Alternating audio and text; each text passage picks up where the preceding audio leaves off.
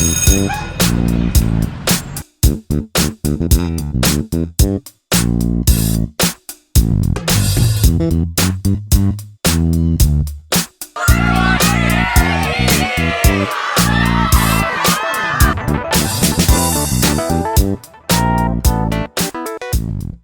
morning, Herons. Happy Tuesday. Another day and another 4-day week. There is no school this Wednesday. With a short week, we are short on time. Let's get right to the show. Maeve, I heard that today is the last day to turn in pledges for the Jog-a-thon. Oh yeah, I hope you remembered to turn them in this morning to get a free donut, because you won't get another chance. Whew, I'm glad I brought them in. Not only will I get a donut, but I'll be getting 8 tickets for the $40 I brought in. Do you know when we will get the chance to see who our lucky winners are? This Friday at the end of the day, our classes will be interrupted with a very special edition of Heron TV. I can't wait! Just don't forget to put your raffle tickets in the prize buckets before the end of school Thursday for your chance to win. So now that the Jog-a-thon is complete, let's take a moment to thank our sponsors that made it all possible. All right, let's go, Herons. Let's get those laps in. Do good things for your community. Thanks to our sponsors. I want to thank Two Chicks and a Rooster, the catering company. Johnson RV for your next adventure experience. Papa Yoshida. Okay, next time I get a stir fry, I'm going to think of Papa Yoshida. Let's go. Thanks for supporting our school. Speaking of running, the Herons had their second home meet of the season last week. Let's check in with the team to see how it went. All right, this is very exciting. We're at the end of our race with the boys. And they're coming in fast and furious. And they're pushing because this is the last one. Their parents are watching. They're all excited. This week we're having our meet at North Clackamas Park. Hope you guys can come out and watch us. And then right after that will be our league championship at Alder Creek. Our boys took first, second, third, fourth, and fifth place. That's the best you can do in a cross-country meet. And this is fantastic. We're enjoying the beautiful weather. Come out and join us next time. Let's go, Herons. Wow, that must be really tiring. Yes, but regular running is good for your health. Hey, that reminds me of the random fact of the episode. Here's your random fact of the episode. Did you know that laughing 100 times is equivalent to 15 minutes on a stationary bike? That's your random fact of the episode, Terrence. All of this talk about laughing makes me want to hear a joke. Oh, same! Hashtag relatable. And I oop. Oh my. Anyways, let's turn it over to the joke of the day. Hey, are you still in the cross-country team? Nah, sadly I quit. But you were so good and you practiced so hard. Yeah, it was great exercise, but I'm a vegetarian. I just didn't like the meats. Oh.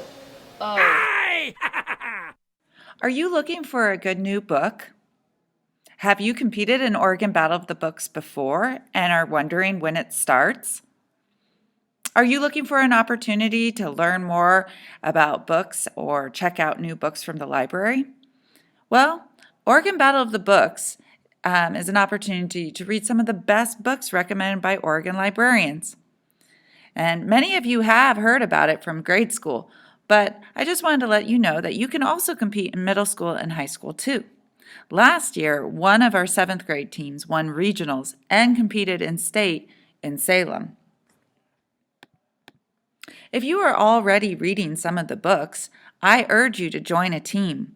We need students participating in this program to keep it going. So come to our meeting in October, read, and then you can compete in March.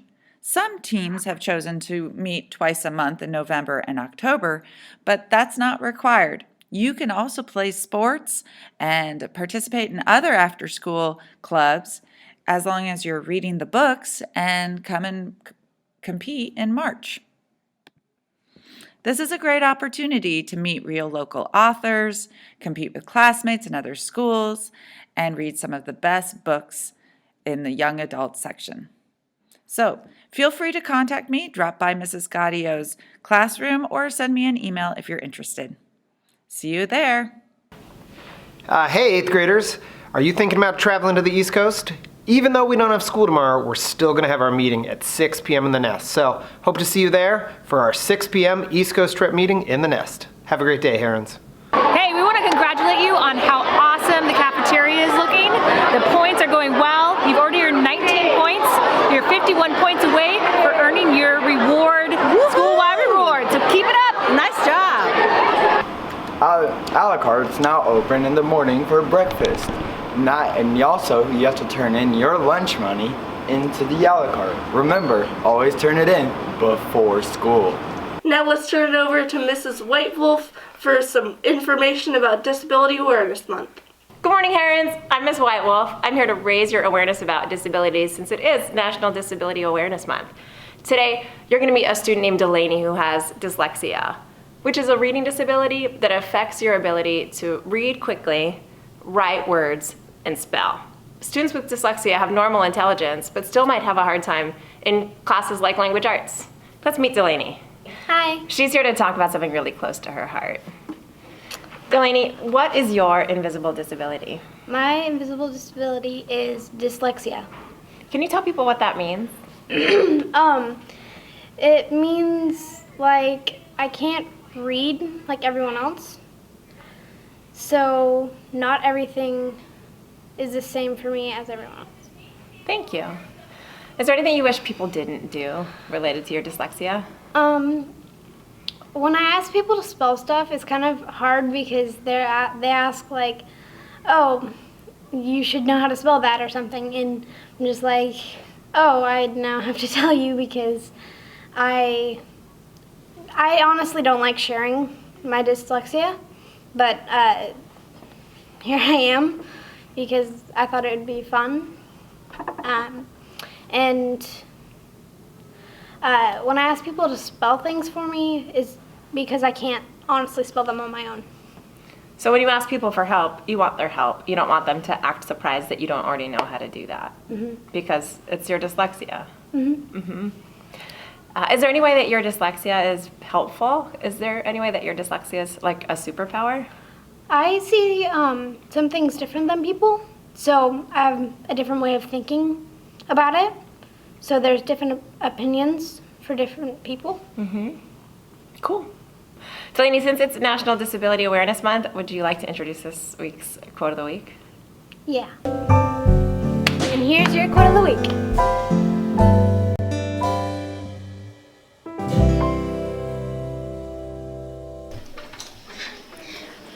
Hi Herons, this is your quote of the week. My advice to other disabled people would be, concentrate on things your disability doesn't prevent you from doing well, and don't regret things that it interferes with. Don't be disabled in spirit as well as physically, by Stephen Hawking.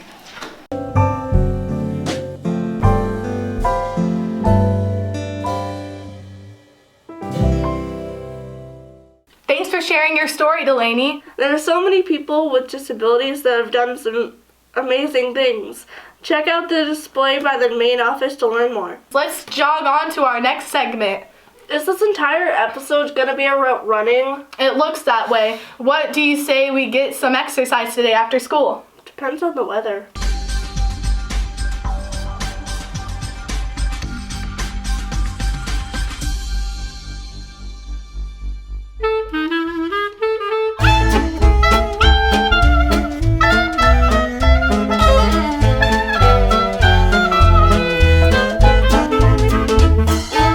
On that note, I think it's time we wrap up things. I'm Maeve. And I'm Ashley.